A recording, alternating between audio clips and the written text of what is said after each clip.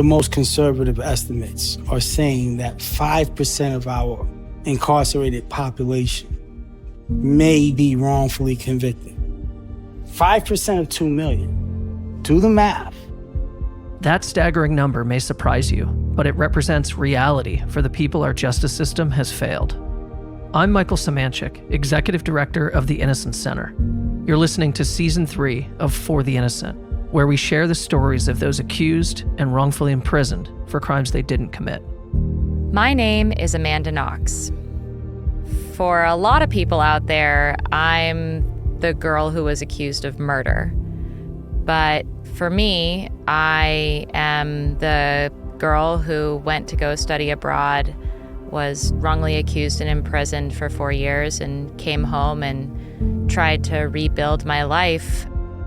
Because the reality is, for 27 years, there's no way that any credible prosecutor or police officer or member of law enforcement did not know that John Adrian J.J. Velazquez was an innocent man.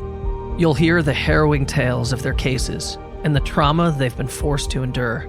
My mom died at 3:27 p.m. in emergency surgery. And my dad came to the police station and asked to talk with me. And he told me that my mom had died. And it was just like the bottom fell out of my world. The day I was arrested was the worst day of my life. The day that I was arrested, I can never forget. It felt like everything that I thought that I could stand on in the world had fallen out from beneath me and then fallen on top of me and crushed me. We put our trust in the justice system.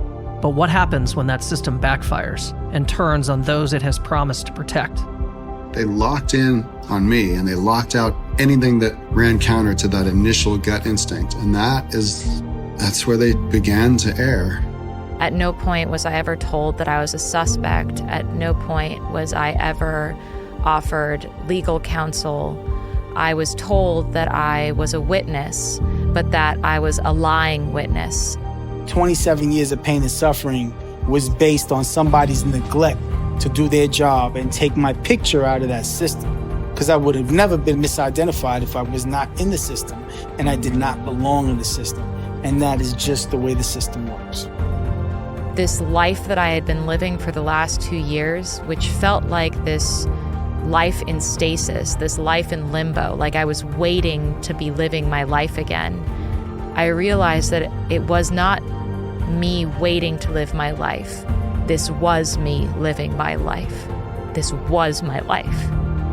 And there was nothing I could do about it. I don't know if I'll ever get over that. That ghost of that thing that happened is probably a permanent part, for better and for worse. Because I never knew how strong I was until I had to be.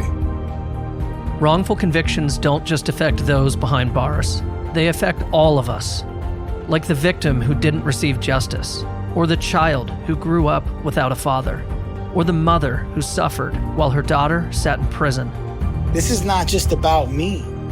This is not just about the innocent people who are wrongfully convicted.